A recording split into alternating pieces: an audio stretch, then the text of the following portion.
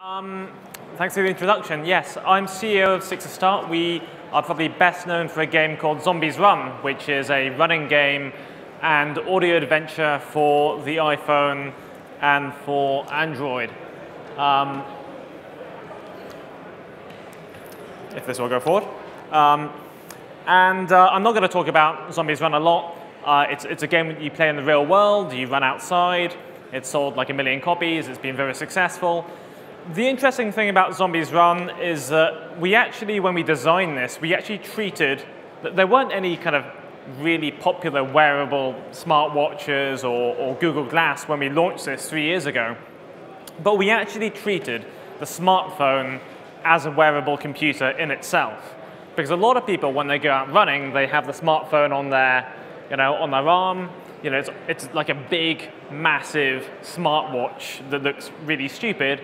And if you have headphones with it, it's a piece of hardware that allows you to interact with a game or to experience media and attend to two things at once, which in our case was playing a game while running in the real world. And so, like I said, if it was just a phone, it wouldn't work if you're obviously running around, because then you'd have to be attending to the screen. You need to have headphones, ideally wireless headphones, which are becoming very popular.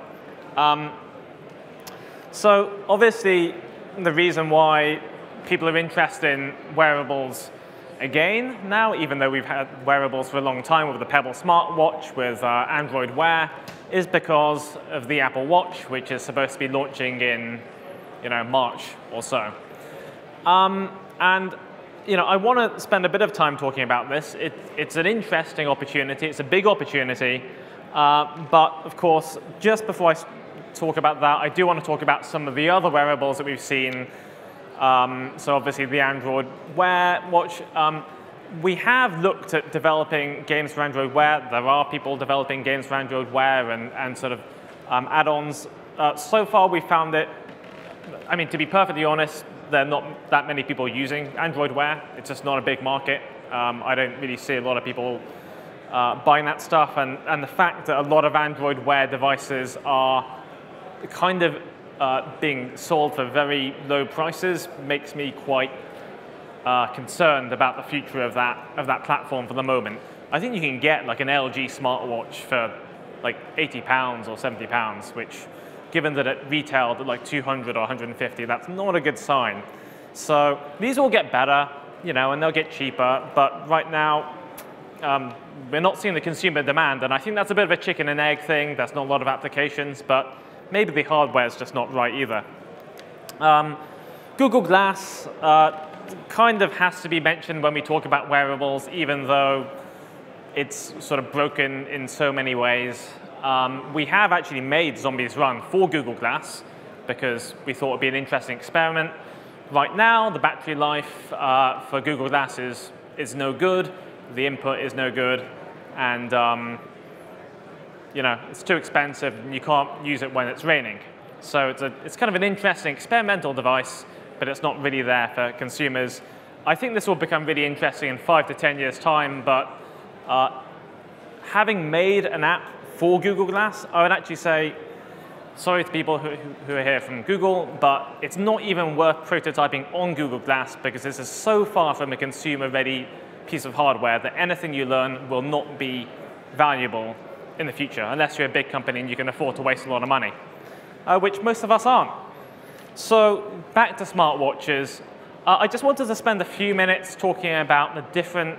We spent a long time at Six to Start thinking about, okay, let's imagine that Apple do go and sell 10 million, 20 million, 30 million Apple Watches this year, and also at the same time Android Wear takes off because of Apple Watch, maybe, or because it gets cheaper. Obviously, you don't want to just charge into making smartwatch apps because it exists. There's no reason to believe that it's going to be like a gold rush as we have with the iPhone or with Android. We don't know yet whether people are actually going to spend money on smartwatch apps, not that you can really kind of do that on iOS or even enhance existing apps. But there are some new affordances that allow for new kinds of experiences. So for us, this sounds kind of ridiculous, but there are new forms of input, particularly for situations where you are not able to look at a smartphone screen. So I should preface this by saying, whenever you're thinking about making a smartwatch application or experience, you've always got to wonder, well, why isn't someone actually just going to look at their phone? Because the phone's got a bigger screen, a better screen, it's got a bigger touch screen. What are the situations where people are actually going to use a smartwatch? And those are usually when you're moving, when you're on the go, or when you just, for some reason, you're exercising, you don't want to carry the phone with you. Now, in those cases, compared to what we have at the moment with something like Zombies Run, where you're running in the real world and you've got your phone on your arm or in your pocket, this means that you actually have new forms of input, such as buttons. You obviously have new forms of output, so an ever-present screen that you can sort of see all the time. You obviously have new sensors, crucially sensors in a known body position. We've experimented a lot with trying to determine what users are doing without them having to provide any input. So for example, we make a lot of health and fitness apps, and we would like to know when people are doing push-ups. We would like to know when people are jumping or when people are skipping or running. And of course, if you're using the phone as a sensor, that's great, but people might be carrying the phone in different ways, in different positions on their body, in their pocket, in their hand, on their arm, in a bag, who knows? Whereas, of course, the good thing with a smartwatch and with wearable glasses is that you know where it is on the body, and that can help quite a lot. It's always available. So we've all heard about the fact that people keep their phones with them within 1 or 2 meters at all times, even during the night. But of course, there are times when, particularly for people who don't have pockets, right? A lot of people, a lot of clothes, a lot of women have clothes that just don't have pockets. My girlfriend can't actually have a phone with her all the time, but she can wear a watch. This is actually quite a big deal in terms of being able to interact and access information. So that's a really useful affordance in terms of notifications and so on. Challenges, again, I come at this from a health and fitness point of view because I think that's one of the most interesting applications for wearables. We've done experiments with wearables, we've done experiments with glasses. It is hard to focus on a small screen while you're moving, let alone while you're running. It's quite difficult. If you've tried walking around or even running around while looking at a smartphone, it's not easy. It's sort of jumping all over the place. It will be harder if you've got a watch. And so, and it will probably be unsafe, actually. So that's something you have to think about. If you do want people to go and look at your smartwatch or your wearable while they're moving, think of what is the absolute minimum amount of information that you can show. Maybe you just show a color, right? Maybe like red is bad and green is good. Maybe that sort of thing. But you have to really simplify it because otherwise people will have an accident, and that's not good. If you're not moving, why are people looking at the watch and not the phone? Why? Most people will probably still default to the phone if they want to actually get anything done. So you kind of have to think about, under what circumstances does a watch make sense? Other challenge, low battery life. We'll see how big a problem this is in practice, because if we can get people into the habit of charging their smartwatches every night, then it's going to be okay. Limited SDK, certainly, if any of you guys have looked at the Apple SDK, the WatchKit SDK, that's not a huge amount you can do. You can do some interesting things in terms of notifications, in terms of sort of setting things off on the phone, but particularly, you can't have really the watch work independently from the phone, and that's the case of most Android Wear apps as well. I suspect for early adopters that's not going to be a problem because they're all just going to have their phone and their watch on at the same time, but that's not a massive audience. The biggest challenge is that I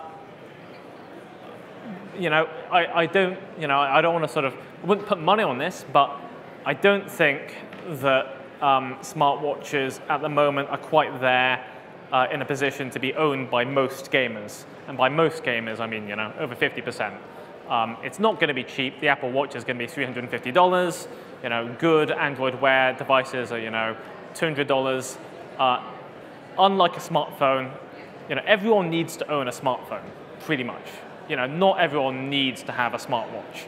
And so I think just a little bit of a dose of realism, not many people are going to have these, and it's going to be questionable how well that kind of works for, particularly kind of freemium games. Opportunities, continuous notifications. Obviously, this is a good way to let people know what's happening in your game, in your game world, even when they can't look at the screen.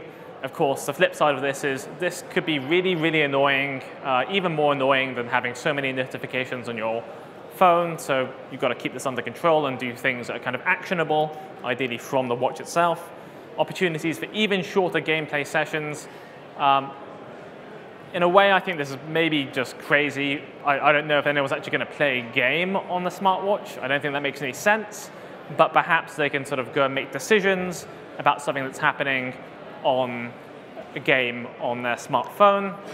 Of course, all sorts of cool new forms of urban physical fitness gaming.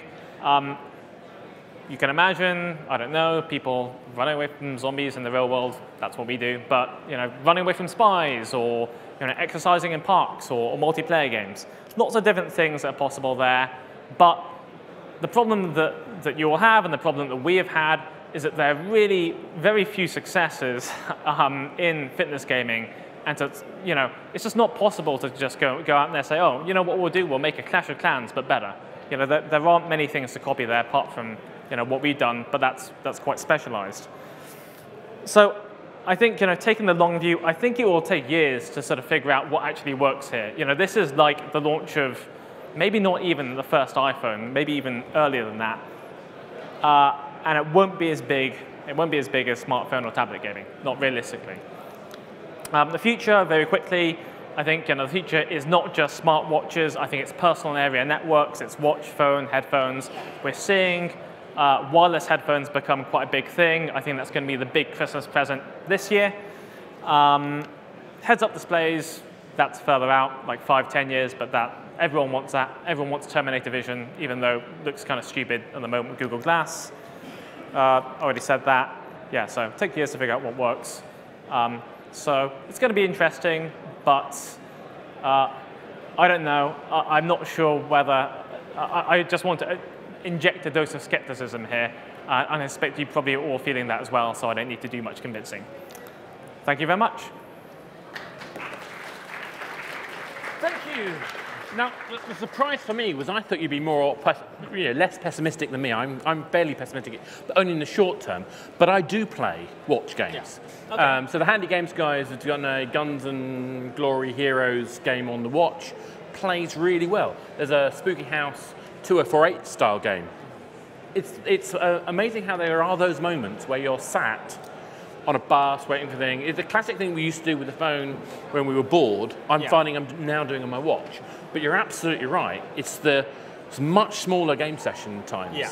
I think that's absolutely like 10 the case. 10 seconds, 30 seconds a minute, which is still fun.